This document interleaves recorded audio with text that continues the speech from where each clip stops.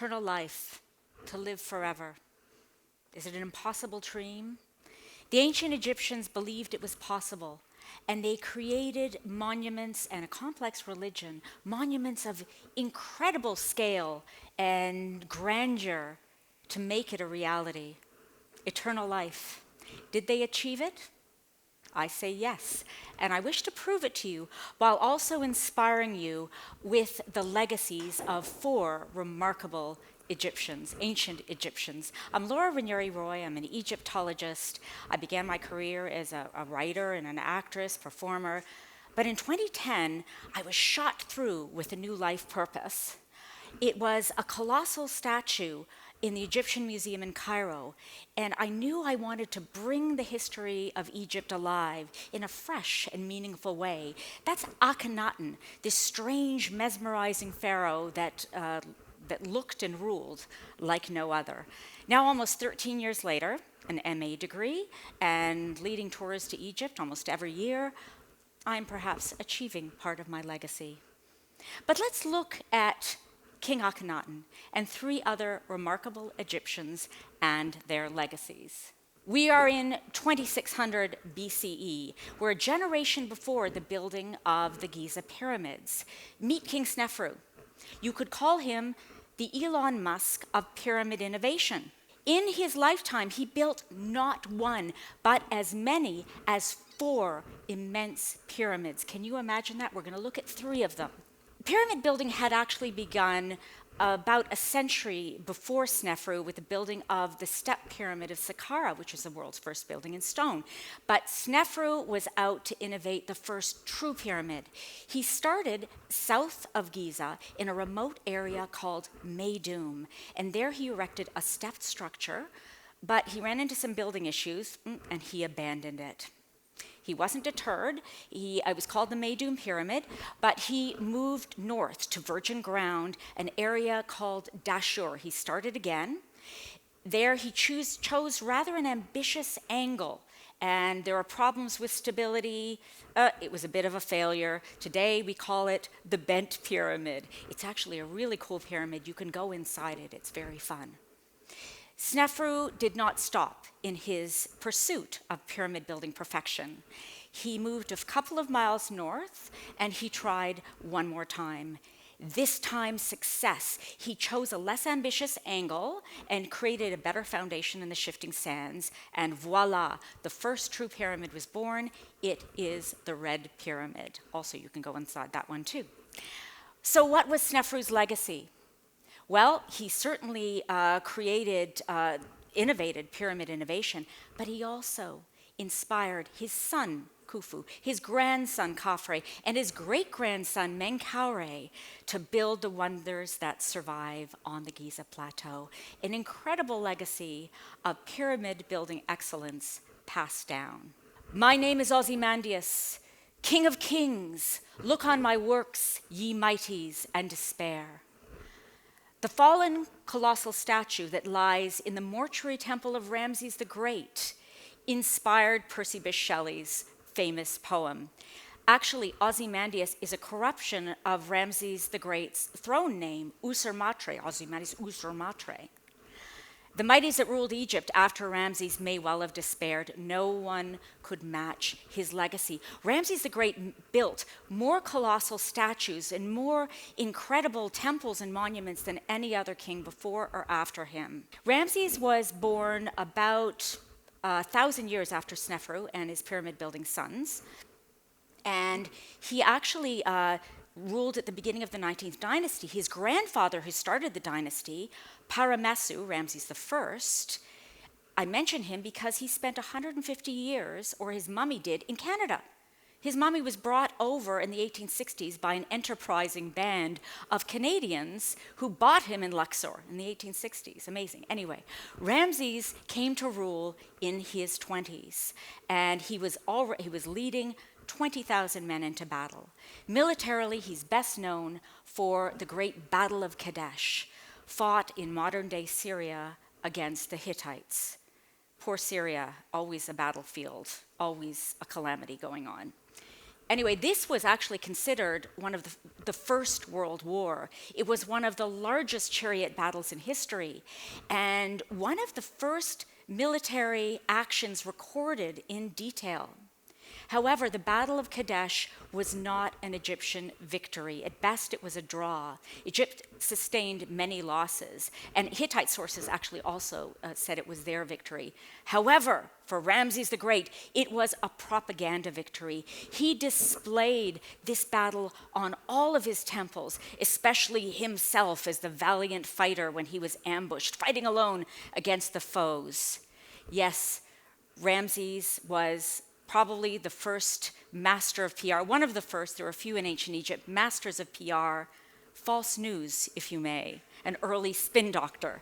But there you go, the Battle of Kadesh, immortalized all over his monuments. But actually, incidentally, he was also the first peace broker. A few years later, he negotiated the first peace treaty with the Hittites. We need more of that these days, don't we? But perhaps Ramses is best known for his colossal works, the great temples of Abu Simbel to the south on the border of Sudan, and the incredible Hypostyle Hall of Karnak Temple, if you've ever seen this, the city of Pi Ramses. You may have read about it in the Old Testament. Could Ramses have been the king of the Exodus? There is no archaeological proof, but many feel if there was an Exodus, he's a good contender. When Ramses died at 91 or 92 years old, he had fathered more children than any other king. He had 50 sons and 53 daughters. He received the very best mummification. And doesn't he look good? He looks excellent, doesn't he? 92. He also left an incredible legacy, so many great building works, so many great deeds, so many kids. Most of the kings who ruled Egypt after him had descended from him. Ramses the Great was indeed a king of kings. But I know what you're saying. Did any women actually break the glass ceiling and rule Egypt? There were several, but one in particular.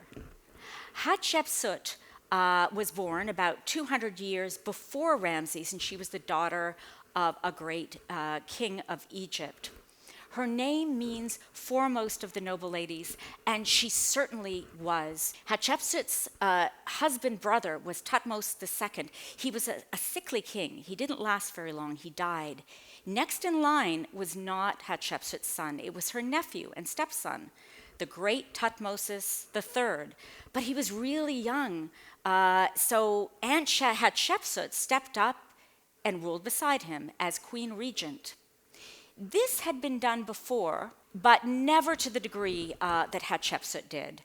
Gradually, supported by her highest level of priests and her advisors around her, she assumed the full kingship for herself. She adopted the full panoply of kingly masculine rule, depicting herself with bulging muscles, reddish skin, and even that traditional pharaonic beard.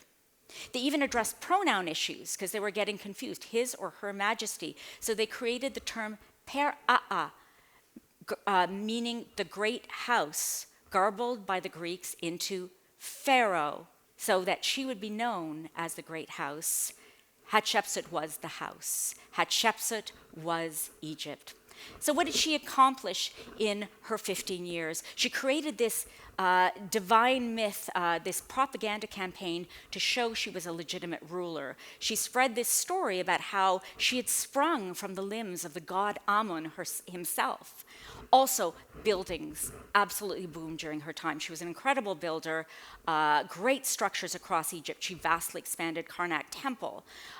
She built a north-south access, erected chapels, and erected two magnificent obelisks of gleaming granite, symbols of rays of the sun captured forever in imperishable stone, all dedicated to her father Amun. Above all things, Hatshepsut was a very pious and devout lady. So She called it a garden for her father Amun. It was her great temple of Dir el-Bahri, her most magnificent building of all. It terraces, ramps led up to tree-lined terraces, and behind the gardens and flowers were these incredible reliefs documenting important events in her life. One of them was this landmark journey to the land of Punt, present-day Somalia or Ethiopia, we think, where she would gather frankincense and incense trees to sweeten the air of her father's garden. When Thutmose III reached his 20s and came of age, Hatshepsut disappeared. Did she die of natural causes? We don't know. Her stepson had her statues smashed to pieces. Her name was erased on her monuments and replaced with his. What was Hatshepsut's legacy? Well, she certainly built magnificent statues, just like Ramses, and erected incredible monuments. But more remarkably, she set the wheels in motion for a prosperous 18th dynasty, a powerful dynasty. She catapulted the cult of Amun to unprecedented heights. She elevated the priesthood, made them wealthy, took a small local god of Thebes and placed him in a place of prominence, made him symbiotic with kingship for the rest of Egyptian history. Amun was an incredibly important god all the way through to Christian times. Her father Amun, like the late Queen Elizabeth II, who was driven by service and duty to God and her people, so too was Hatshepsut. She loved Egypt and wanted to serve the people and her divine father, Amun. Her memory, her monuments actually exist to this day, and as I say, the cult of Amun still endures, and of all things, her legacy is she was the first woman who ruled Egypt as king.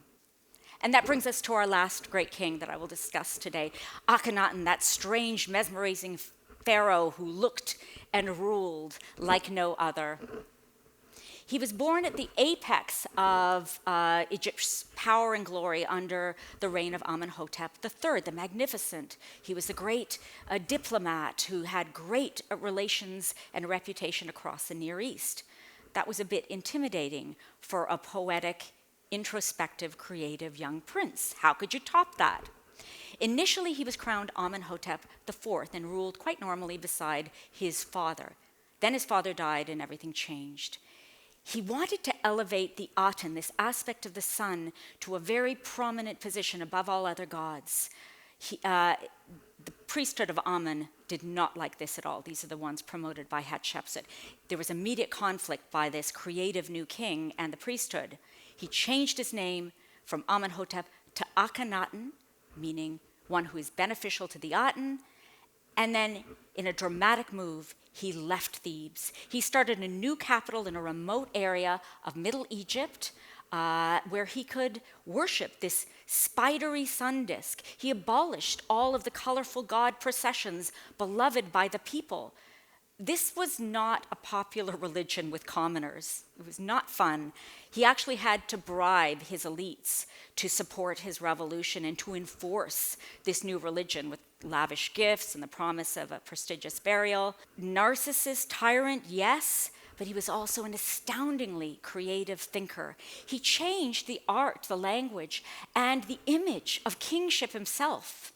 He had himself portrayed as a man-woman king, elongated face and neck, round hips and fleshy belly. Was he deformed? No, he was portraying himself as mother and father of the nation, the first gender-fluid king. So Akhenaten also worked with his writers and artists to usher in incredible revolutions in art. From rigid and stately, it went to flowing and naturalistic. From scenes of kings stiffly striding forward, you have gardens and flowers and beautiful little domestic scenes of the king and Queen Nefertiti playing with their daughters, the king kissing his tiny daughter. Amarna art still resonates today very strongly. It's so beautiful. And perhaps its apex is the beautiful bust of Nefertiti that's in the Berlin Museum. Was he a mad tyrant or a tragic hero? It was an extraordinary period of history. His whole revolution lasted just 17 years. He was gone, his religion is gone, his city was gone. He was stricken from all the king's lists. He was labeled the criminal for the rest of history. And yet, his memory, his works, his name is not forgotten. Today, a great team of archaeologists led by the great Barry Kemp is resurrecting his lost kingdom, his great temple of Aten. I actually worked there with the team in 2012. I was really honored. Resurrecting this temple. So many great discoveries have been made about this dramatic era of history over the last few years, and vestiges of Akhenaten shine out in museums around the world. None more wonderful and glorious and inspiring than the great treasures of his son, King Tutankhamun. Yes, some of these were his as well. All of these great ancient Egyptians indeed achieved eternal life. We are still saying their names. We're still gazing on their works. Their spirit lives on in our words, in our minds, in our ideas, and our imaginations. To the ancients, that is eternal life. How can we shape legacies like these? We may never be able to match these titans of ancient history, but we can be inspired by their stories. How will your TED Talk, your story, be told in a TED Talk 3,000 years from now? Will you be remembered as a manly man who built empires? As a scientist, an architect, an innovator? A courageous woman propelled by faith who changed the world? Or a bold, creative individual unafraid to pursue a controversial idea that goes against the current narrative? How will you shape a remarkable life so that your name, your Ren, as the ancient Egyptians called it, will not be forgotten, and you too live on for millions and millions of years? Today, it may be through advances in AI-driven technology, rather than limestone or granite, building in limestone or granite. It may be in being a leader of communities or companies rather than nations, in being a writer, an artist, or a filmmaker instead of a rebel king, unafraid to pursue a controversial idea. May we all dig deep to find that Snefru, Ramses, Akhenaten, and Hatshepsut spirit in all of us, and be unafraid to shape a lasting legacy in these modern times. Thank you very much.